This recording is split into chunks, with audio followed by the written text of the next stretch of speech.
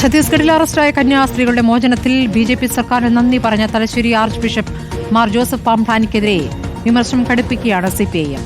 മുതിർന്ന നേതാവ് എ.കെ. ബാലന് പിന്നാലെ ഡിവൈഎഫ്ഐയും ഇന്ന് ബിഷപ്പിനെതിരെ രൂക്ഷ വിമർശനവുമായി രംഗത്തെത്തി. ഹിറ്റ്ലറുടെ കടുത്ത അനുയായി ആയിരുന്ന നിയോ മുള്ളറുടെ അവസ്ഥയാണ് ബിഷപ്പിനെ കാത്തിരിക്കുന്നതെന്ന് സംസ്ഥാന സെക്രട്ടറി വി.കെ. സനോജ് പറഞ്ഞു. ചില പിതാക്കന്മാർ ആർ.എസ്.എസിന് കുഴലൂത്ത് നടത്തുകയാണെന്നും സനോജ് വിമർശിച്ചു. ബിഷപ്പിനെ വേട്ടയാടിയാൽ ബി.ജെ.പി. കയ്യും കെട്ടി നോക്കി നിൽക്കില്ല എന്നും സിപിഐഎം കുഴലൂത്ത് നടത്തുന്നത് പൊളിറ്റിക്കൽ ഇസ്ലാമിന് വേണ്ടിയാണെന്നും ബി.ജെ.പി. സംസ്ഥാന വൈസ് പ്രസിഡന്റ് ഷോൺ ജോർജും പ്രതികരിച്ചു. നിയോ മുള്ളർ ഹിറ്റ്ലറുടെ ആദ്യകാല ചെയ്തികളെ ന്യായീകരിച്ച ആളാണ്. പക്ഷേ ഒരു ഘട്ടം കഴിഞ്ഞപ്പോ നിയോ മുള്ളറെ തന്നെ പിടിച്ച് ജയിലിലിട്ടു. ഏതാണ് പാംപ്ലാനി പിതാവെല്ലാം നിയോ മുള്ളറുടെ അവസ്ഥയിലേക്ക് വരും എന്ന കാര്യത്തിൽ തർക്കമില്ല. ചില പിതാക്കന്മാർ ഇപ്പോ ആർ.എസ്.എസിന് കുഴലൂത്ത് നടത്തുകയാണ്.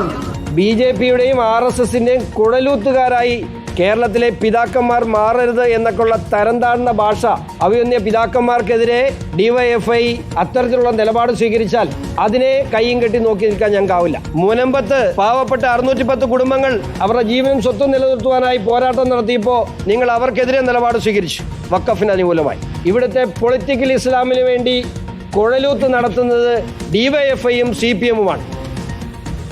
രാജ്യത്ത് ക്രൈസ്തവർക്കെതിരായ ആക്രമണങ്ങളിൽ സഭകൾ നിലപാട് കടുപ്പിക്കുമ്പോഴാണ് ബിഷപ്പ് പാംപ്ലാനിയുടെ മൃദു നിലപാടെന്നതാണ് ശ്രദ്ധേയം. അതേസമയം വിഷയത്തിൽ കേന്ദ്ര സഹമന്ത്രി സുരേഷ് ഗോപിയുടെ മൗനത്തിലും സഭയ്ക്ക് വിമർശനമുണ്ട്. സുരേഷ് ഗോപി കാണാനില്ലെന്ന് കാട്ടി കെ.എസ്.യു. ജില്ലാ പ്രസിഡന്റ് ഇന്ന് പോലീസിൽ പരാതി നൽകി.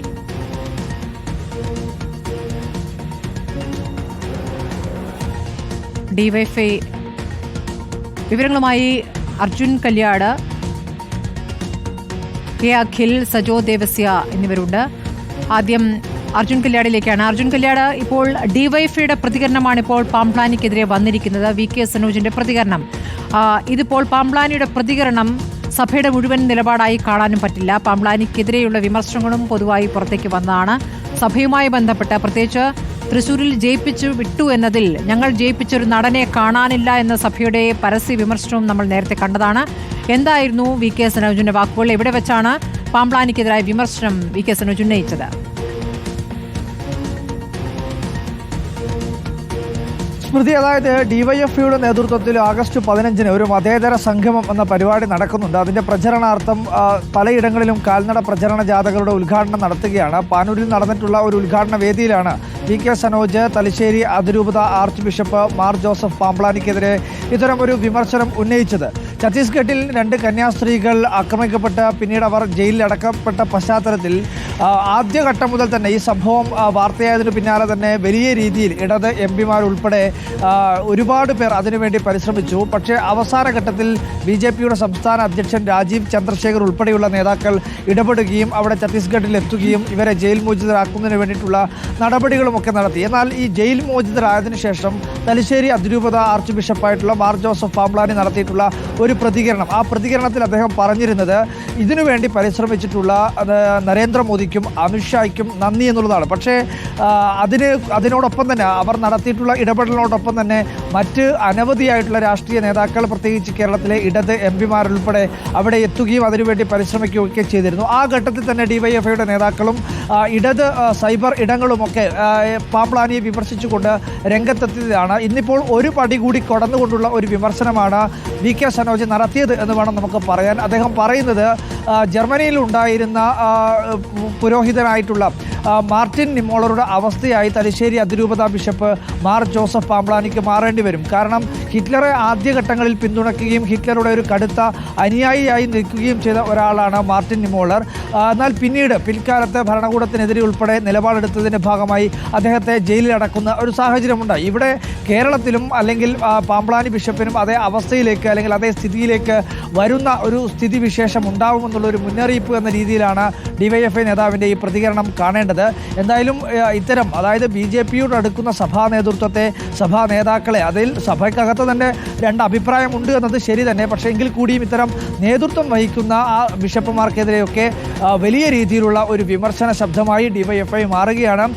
നേരത്തെ തന്നെ ചില ഡിവൈഎഫ്ഐ നേതാക്കൾ ഇതുമായി ബന്ധപ്പെട്ടുകൊണ്ടുള്ള ചില വിമർശനങ്ങളൊക്കെ നടത്തിയിരുന്നു. സനോജ് തന്നെ ഇതുമായി ബന്ധപ്പെട്ടുകൊണ്ട് ചില വിമർശനങ്ങൾ നടത്തിയിരുന്നു. പക്ഷേ ഇപ്പോൾ ഒരു പടി കൂടി കടന്നുകൊണ്ട് ഒരു മുന്നറിയിപ്പ് എന്ന രീതിയിൽ, അല്ലെങ്കിൽ നിങ്ങളെ ജയിലിലടക്കാൻ നടക്കാൻ വേണ്ടി പോവുകയാണ്, എന്നിട്ടും നിങ്ങൾക്കൊരു കൂസലുമില്ല എന്ന തരത്തിൽ കുഴലൂത്ത് നടത്തുന്നു എന്നുള്ള പ്രയോഗമാണ് സനോജ് നടത്തിയത്. അതായത് കേക്കുമായി RSSന്റെ ശാഖകളിൽ നിന്ന് അരമനകളിലേക്ക് വരുന്നു, അരമനകളിൽ നിന്ന് കേക്കുമായി RSSന്റെ ശാഖയിലേക്ക് പോകുന്നു എന്നുള്ള വിമർശനം ഉൾപ്പെടെ ആ ഒരു പ്രതികരണത്തിലുണ്ട്. എന്തായാലും ഒരു തുറന്നുള്ള അല്ലെങ്കിൽ കടുത്ത ഭാഷയിലുള്ള ഒരു വിമർശനത്തിലേക്ക് ഡിവൈഎഫ്ഐ കടക്കുന്നു എന്ന് വേണം നമുക്ക് മനസ്സിലാക്കാൻ.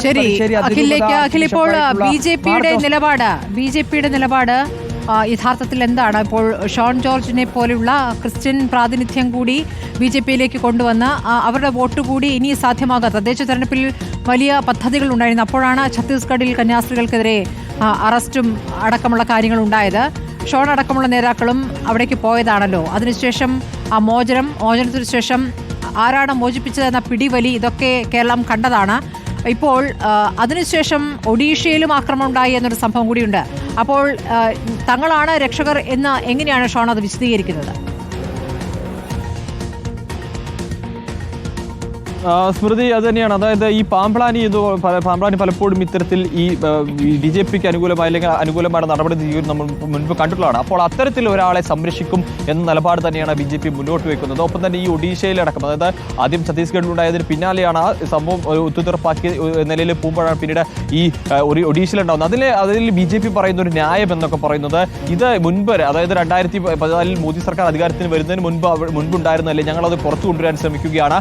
ഇത്തരത്തിൽ ആളുകളൊക്കെ ഇങ്ങനെ പ്രവർത്തി ചെയ്യുമ്പോൾ അതിനെ തടുക്കാൻ ഞങ്ങൾക്ക് കഴിയില്ല, പക്ഷേ ഇത്തരത്തിലുണ്ടാവുക ഇതിന്റെ നടപടി സ്വീകരിക്കാൻ മാത്രമാണ് കഴിയുക. ഇനിയും ചെറുതും വലുതുമായ ഇത്തരം സംഭവങ്ങൾ ഉണ്ടാകും എന്ന കാര്യമൊക്കെ ഷോൺ ജോർജ് പറഞ്ഞു വെക്കുകയാണ്. അതായത് ഇതിൽ ഞങ്ങൾക്ക് അവരെ നിയന്ത്രിക്കാൻ കഴിയില്ല എന്നുള്ളതാണ്, പക്ഷേ ഞങ്ങൾ ഒരു സംരക്ഷകരായി വരും എന്നുള്ളതാണ്. ഒരു ഇരട്ടത്താപ്പ് അല്ലെങ്കിൽ ഒരു ഇരട്ട നയം എന്നുള്ള രീതി തന്നെയാണ് ഷോൺ ജോർജ് അവിടെ പറഞ്ഞു വെക്കുകയും ചെയ്യുന്നത്. ഈ പാമ്പ്ലാനിയുടെ വിഷയത്തിലൊക്കെ തന്നെ അതൊരു ക്രിസ്ത്യൻ വിഭാഗത്തിന് ഒന്നായി അല്ലെങ്കിൽ വൈദികർക്ക് നേരെ ഒന്നായിട്ടുള്ള ഡിവൈഎഫ്ഐയുടെ ഒരു ആക്ഷേപം അല്ലെങ്കിൽ അധിക്ഷേപമായി മാറ്റാനുള്ളൊരു ശ്രമം കൂടി ഷോൺ ജോർജ് അവിടെ നടത്താൻ ശ്രമിക്കുന്നു എന്നുള്ളത് തന്നെയാണ്. എന്തായാലും കയ്യും കെട്ടി BJP നോക്കി നിൽക്കില്ല. ഇത്തരത്തിലുള്ള ഡിവൈഎഫ്ഐയുടെ ഇത്തരം പ്രതിഷേധങ്ങളൊക്കെ തന്നെ ശക്തമായ BJPയുടെ തിരിച്ചടികളും ഉണ്ടാകും എന്നൊരു കാര്യം തന്നെയാണ് ഷോൺ ജോർജ് പറയുന്നത്.